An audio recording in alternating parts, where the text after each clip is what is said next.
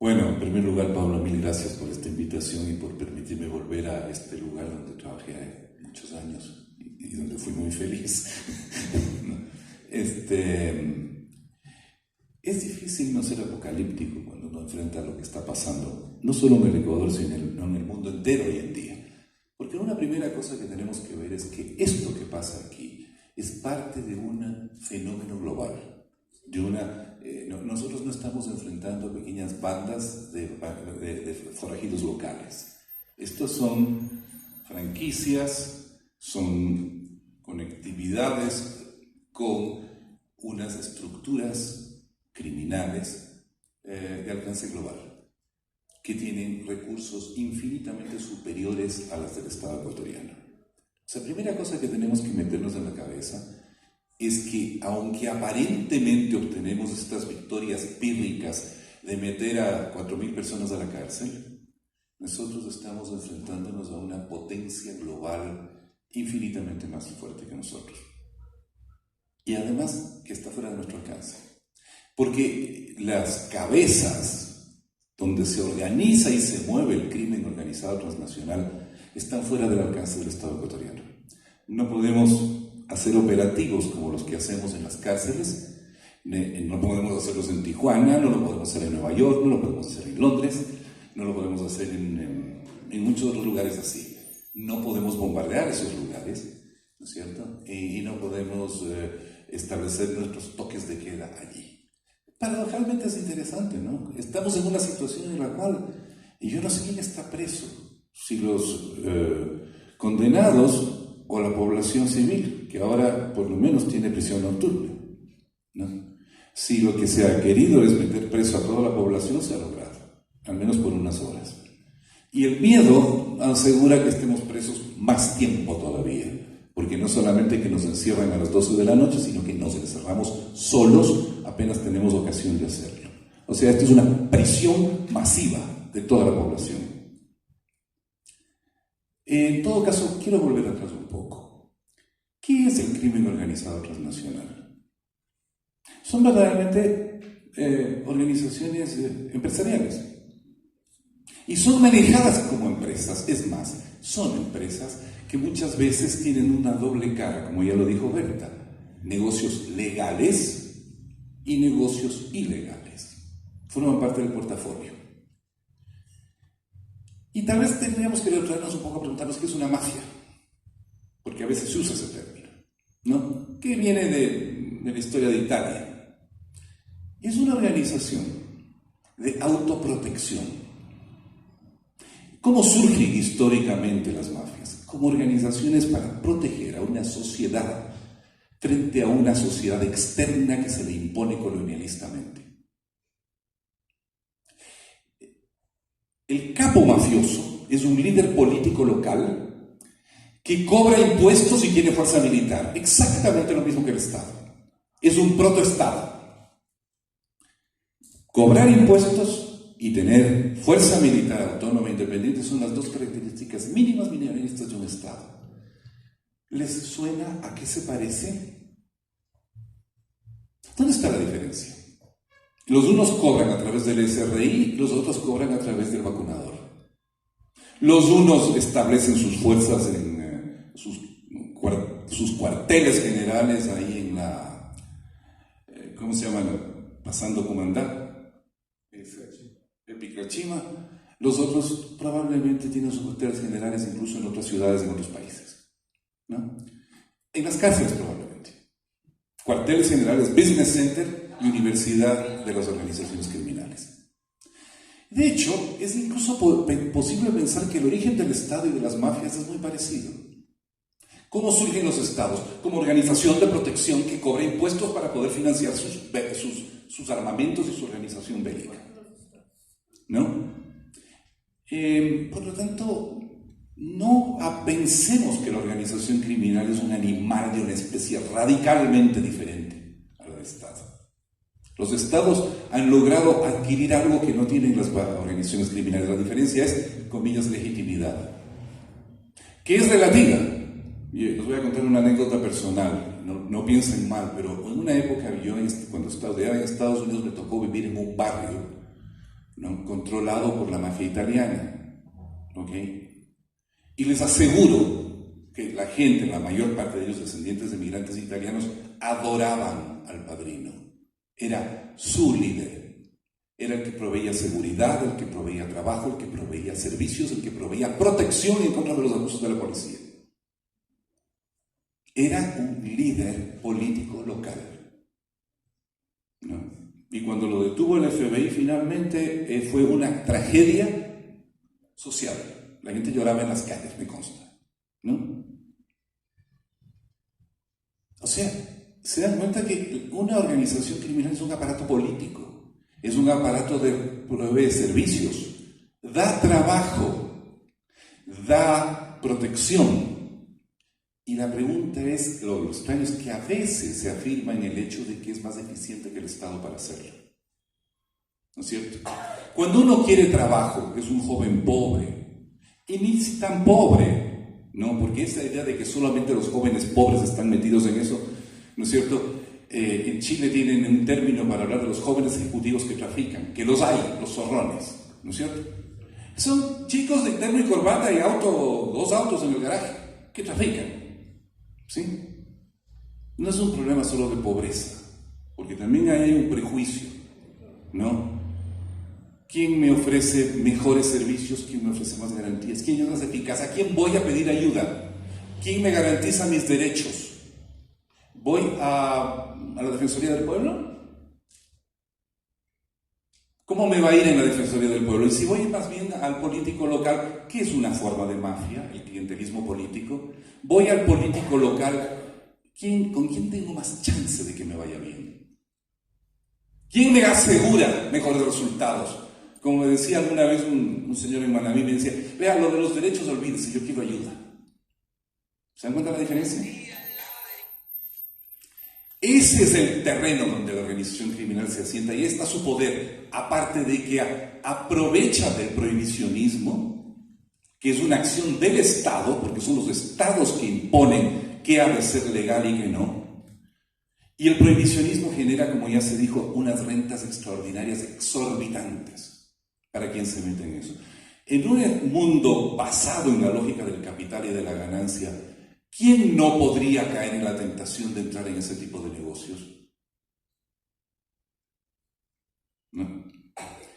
Entonces, lo que estamos viendo aquí no es simplemente aquí el Estado, que es contaminado y corrompido por el crimen transnacional organizado, sino de un complejo soldado unificado. De un Estado que en su mismo origen, en su misma formación, ya tiene, digamos así, la semilla del mal. Su organización misma parte de unos señores que impusieron su orden a sangre y fuego en un territorio y cobraron impuestos. Y luego se declararon legítimos y convencieron a la población de que eran legítimos. O hicimos todos como que eran, porque todos sabemos la verdad, pero nadie puede decirla públicamente. Entonces no estamos hablando de cosas de naturaleza radicalmente diferente. Y me temo, y aquí es donde yo me temo ser apocalíptico y quisiera que tal vez esté equivocado, es que el Estado ecuatoriano es eso, es una organización para delinquir. Y lo era desde antes de la transnacionalización, porque al igual que en las economías, hay una economía nacional que en un momento dado se globaliza. Entonces, antes era una organización provinciana para delinquir, que hacía pequeños delitos, pequeños tráficos, pequeños peculados, tráfico de cargos, tráfico de influencias, las pequeñeces que nos acompañan desde la fundación de la presente república que somos. ¿Sí? Entras en el mercado transnacional globalizado, sobre todo después del fin del orden de Bretton Woods, y obviamente que los negocios del Estado ecuatoriano van a ser de esa magnitud y los vínculos van a ser de esa magnitud.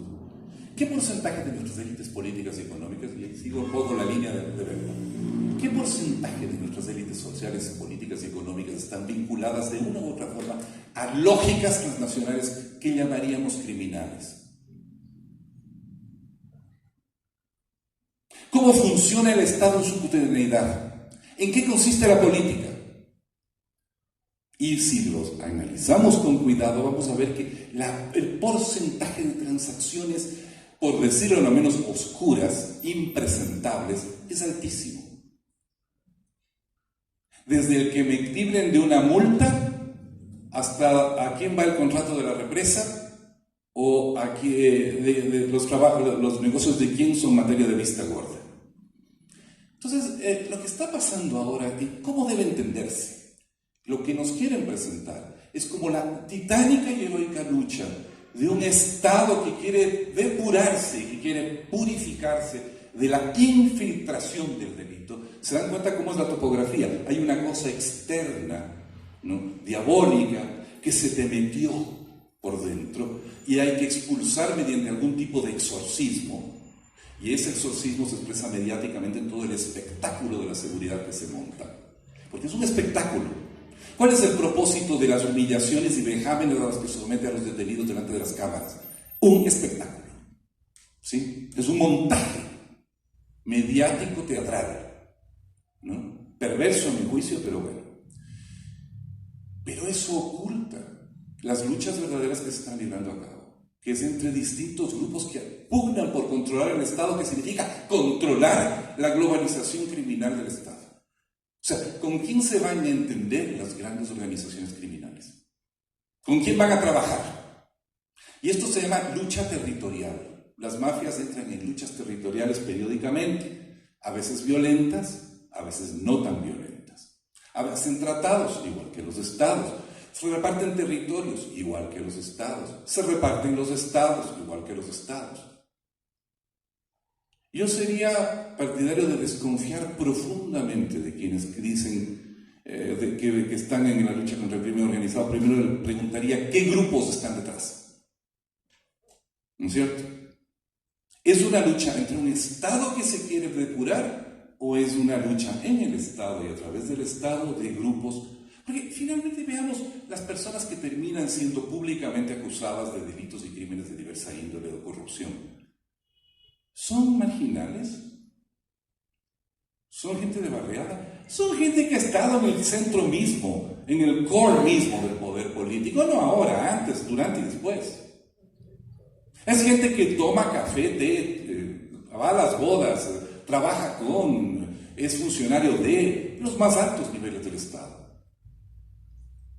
Y lo que hace que esto sea posible es porque la lógica del Estado desde su inicio estaba construida de tal manera que funcionaba de esa manera, solo que en una pequeña escala semi-rural hace 60, 50 años. Ahora, globalizadamente, obviamente los interlocutores son las multinacionales del crimen, como son también las multinacionales que no son del crimen, pero que cometen crímenes continuamente para seguir siendo multinacionales. Pregúntenle a Monsanto, pregúntenle a las grandes farmacéuticas, pregúntenle a las empresas que venden armas como la Boeing y compañía, ¿no? En este momento el tema central que nos debe preocupar es qué es el Estado y el problema es el Estado. Y no estoy tomando una posición en este sentido anarcocapitalista, porque creo que el mercado es parte del Estado y es parte del problema, ¿no? Y en eso yo me aparto de las posiciones, a mi juicio, ingenuas de los anarcocapitalistas, porque el mercado es una institución pública, manejada públicamente por el Estado, construida por el Estado, armada por el Estado, para maximizar sus impuestos y por lo tanto su poder geopolítico. Este marco que yo he dado puede parecer apocalíptico, negativo, pesimista, pero desgraciadamente no puedo encontrar otro, por más que lucho por creer en algo. Y finalmente, tal vez la única posibilidad que nos queda es, si es que es así, por lo menos verlo y no nos dejarnos engañar, no nos dejarnos vender cuentos, figuritas de Batmans, Robins, salvadores, superhéroes, porque desgraciadamente la política de nuestra gente se forma en Hollywood, ¿no? Se forma en esta imagen del pistolero del oeste que va a imponer la justicia, ¿no? ¿Ustedes han visto lo perversa que es la figura de Batman? Un hijo de millonarios que surge de la nada a poner la justicia allí donde las instituciones, la policía, la justicia son inoperantes, ineptas, patéticas. O sea, no hay cosa más triste que que las organizaciones del Estado en Ciudad Gótica, ¿no? Que tiene que venir este niño rico, ¿no es cierto?, a poner orden. A puñetes, ¿no? Porque ahí la violencia es fundamental, ¿no? Tú eres simplemente más violento y más fuerte que el forajido, que el malo, que el psicópata, que el guasón o quien sea. Ese es nuestro imaginario. En ese imaginario nos quieren meter. ¿Les suena parecido algo, no? Bueno, creo que terminé por ahora. Muchas gracias, Fernando. Tenemos unos pocos minutos todavía, entonces...